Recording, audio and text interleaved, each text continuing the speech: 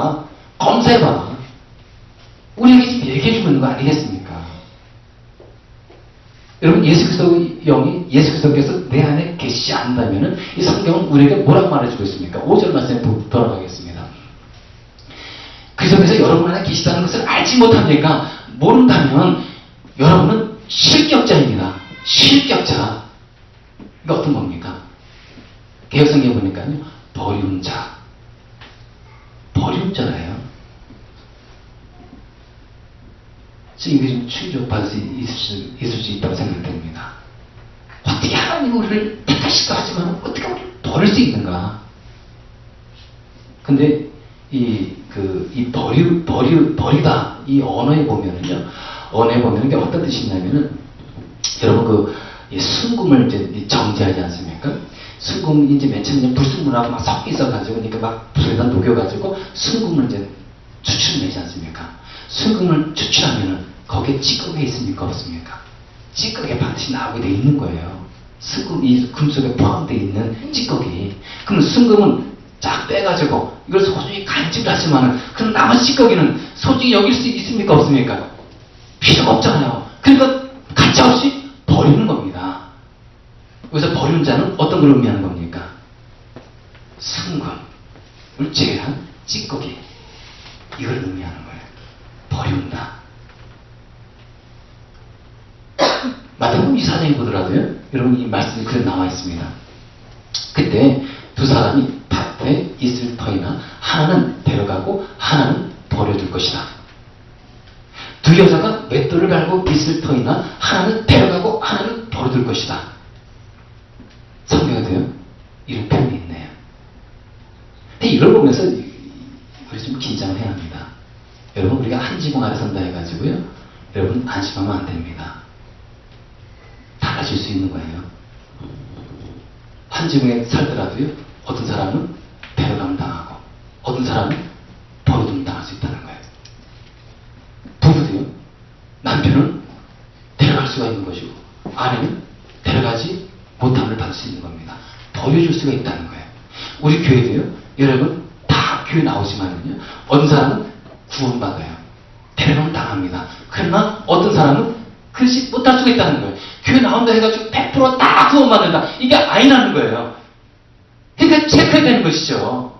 그래서 바로 우리 보고 믿음을 테스트해보라는 거예요. 정말 우리가 가진 믿음이 순수한 믿음인가? 정결한 믿음인가? 구원받을 만한 믿음을 가지고 있는가? 테스트. 너무 중요한 거 아니겠습니까? 점차 이 말씀을 이제 보면서 우리가 이제 여기서 이제 느낄 수 있는 게, 여기 본문함도 들어가면은요, 여러분은 자기가 믿음 안에 있는지를 스스로 시험해보고 스스로 검증해 보십시오. 이제 말이 나왔지 않습니까? 우리의 믿음이 시험되어지 않는다는 것을 얘기해주고 있는 거 아니겠습니까? 그렇다면요, 우리의 믿음이 시험되지 않을 때 위험하다는 거예요. 시험되지 않는 믿음. 이거는 좋은 믿음이라고 보장할 수 없다는 거예요. 여러분, 우리가 이제 평상시 스스로 믿음이 있다고 생각하지만은요, 여러분의 믿음이 시험되지 않으면은요, 여러분 믿을 게 못 되는 겁니다. 테스트가 되어야 한다는 거예요. 테스트.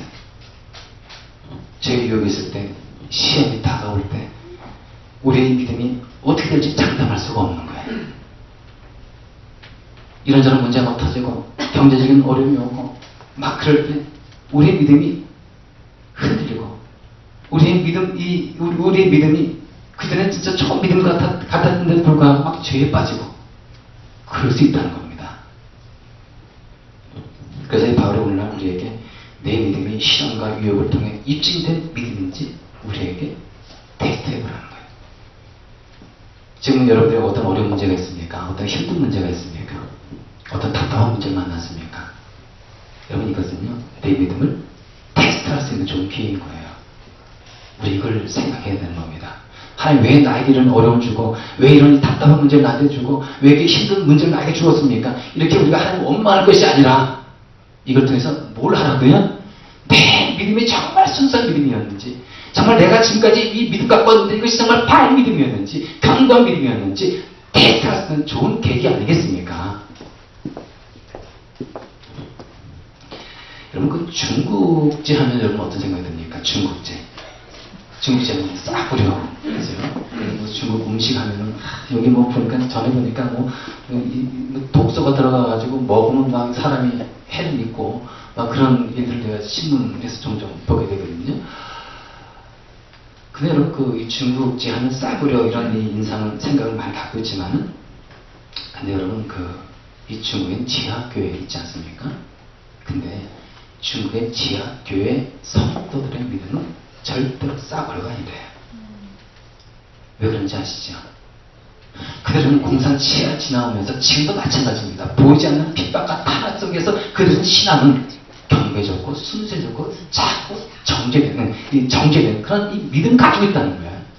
지금도 마찬가지입니다. 이들이 진짜 이 세상과 타협하지 않고 지혜 교회에서 진짜 이 신앙생활을 하면서 그들이 신앙생활을 하고 있는 겁니다. 그런 신앙하고 좀 편하게 좀 자유롭게 신앙생활하고는 우리하고 여러분 어떻게 견줄 수 있겠습니까? 견줄 수 없는 거예요. 그들의 신앙은요 우리가 되게 어려운 거예요. 우리 교회도 우리나라도 이제 그렇지 않습니까? 우리나라도 1950년 일제시대를 지나면서 그리고 또 이 전쟁을 지나면서 우리 초대 우리 한국 성도님들의 이 신앙을 보면은요 참 진짜 이 견고한 믿음과 그리고 순수한 믿음을 가지고 있었습니다. 진짜 그래요. 핍박을 견뎌낸 그 믿음이 얼마나 순수한 믿음이겠습니까? 얼마나 진짜 아주 견고한 파고 굳어진 그런 믿음이겠습니까? 그런데요, 우리나라가 이제 60년대 지나서 70년대 지나서 80년대 88 올림픽을 기점으로 해가지고 신앙의 변질이 오는 거예요. 그래가지고 요즘 들어서 이제 어떤 얘기가 들려오냐면은 우리나라 이 성도들의 신앙은 웰빙 신앙이다. 웰빙. 여러분 무슨 뜻인지 아시죠? 여러분 그 웰빙 신앙이 어떤 것을 의미하는 겁니까? 잘 먹고 잘 살고 잘 되고 이런 걸 추구하는 신앙을 웰빙 신앙이라고 해요. 웰빙 신앙. 근데 여러분 이런 그 웰빙 신앙 이런 신앙이 우리에게 주는 이 위기가 무엇입니까? 이런 신앙을 가지고 간 데서부터 위기가 시작이 되는 거예요.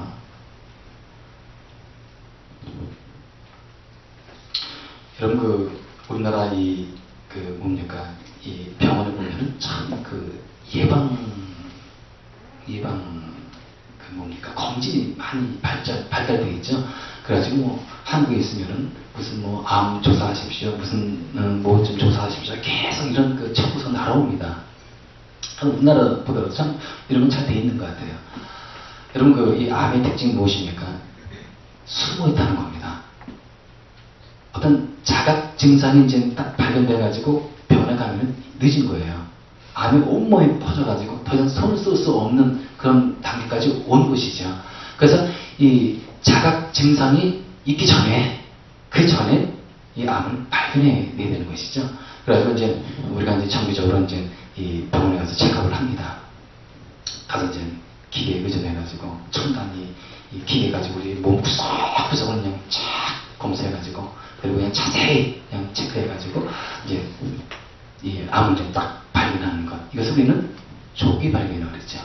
조기 발견. 그래서 암도요. 여러분 조기 발견되어지면은 거의 완치를 못해요. 그래서 거의 진짜 다 완치가 되고 정상적인 이 몸을 좀 회복할 수 있다고 합니다. 그래서 조기 발견이 참 중요한 것 같아요. 그래서 이 시간은요. 여러분 이 조기 발견이 참 중요한 것 같이 내 신앙도요. 내 신앙의 상태, 내 신앙의 문제점도 우리가 미리 조기에 발견하는 것도 참 유익하지 않겠습니까? 그래서 우리 한번 이 시간 해봤으면 좋겠어요. 내 신앙, 내 믿음, 내 신앙과 믿음이 과연 어디까지 와 있는가? 이걸 한번 우리가 진단해야 되는 것입니다. 근데 이걸 내가 할 수 있나요? 전 도와주는 것이고 진단은 누가 하는 것이라고요? 여러분들이 진단해야 되는 것입니다. 그런데 몇 가지 여러분 진단하기 위한 좋은 예를 좀 들어보겠습니다.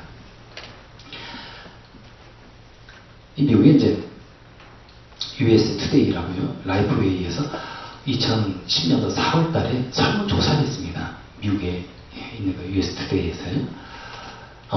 미국 청년들의 1200명, 그러니까 미국 청년 크리스찬 1200명을 대상으로 이제 조사를 했는데, 여러분 그 1200명을 조사했는데 어떤 결과가 나왔냐면은 65%가요. 여러분 명목상 크리스찬, 이름뿐인 크리스찬, 감상적인 크리스찬이라는 결과가 나온 거예요. 여러분 이름뿐인 크리스찬이 어떤 것인지 아시죠? 명목상인 크리스찬, 자기 교회도 안 다녀요. 예비도 안 드려요. 등한히 합니다. 기도도 잘 안 해요. 성경 말씀도 잘 안 읽어요. 경건책도 잘 안 읽습니다. 근데 자기 스스로는 크리스찬이라고 얘기하는 거예요.